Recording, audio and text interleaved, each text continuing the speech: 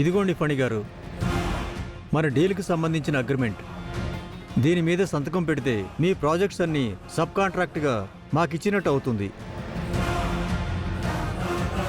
Check చేసుకుని సంతకం పెట్టండి.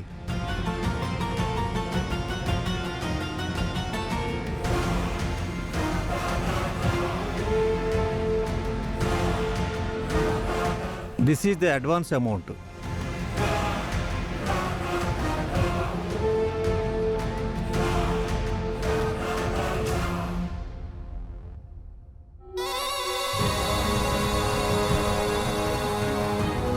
చూసావా, నేను ఎండిని అయ్యానో లేదో, మనకు 50 కోట్ల ప్రాఫిట్.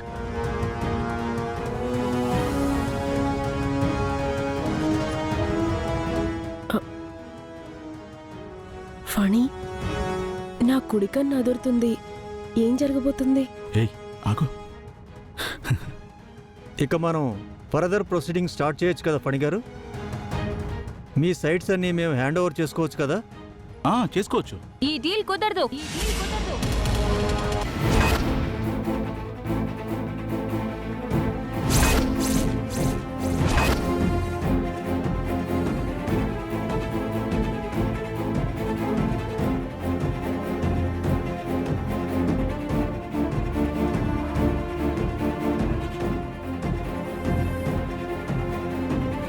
ఈ అగ్రిమెంట్ చెల్లదు.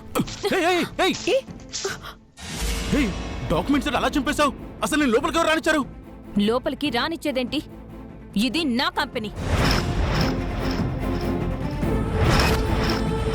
అక్క, బావగారులాగా నీకు మతిపోయిందా?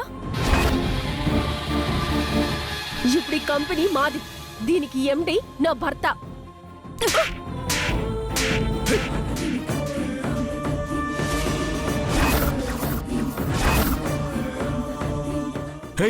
తన్నెందుకు కొడుతున్నావు?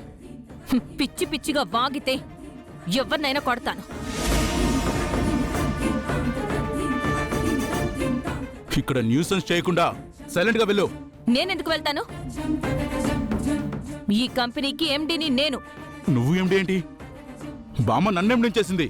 నన్ను ఎండి పదవి నుంచి తొలగించకుండా నిన్ను ఎండిని ఎలా చేస్తారు? నిన్ను ఎండి సీట్ నుంచి పీకేస్తేనే కదా నా భర్తని ఎండిగా చేసింది. మళ్ళీ ఎండిగా తీయడం ఏంటి? నన్ను ఎండిగా తీసేసిన మన కంపెనీ బైలా ప్రకారం 30 రోజులు నోటీస్ పీరియడ్ ఉంటుంది.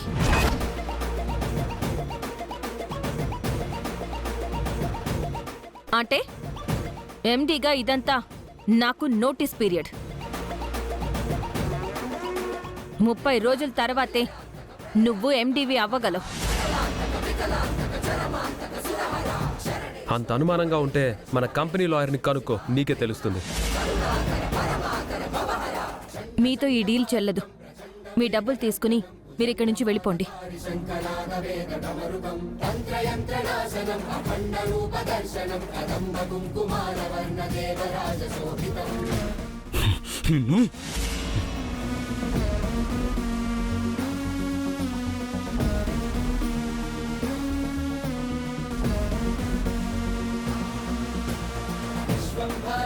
అనంత్ గారు, వదిన, మన గ్రూప్ ఆఫ్ కంపెనీస్లో క్లియర్ చేయాల్సిన అమౌంట్స్ కానీ మనకి రావాల్సిన అమౌంట్స్కి సంబంధించిన అన్ని ఫైల్స్ నా ముందు ఉండాలి.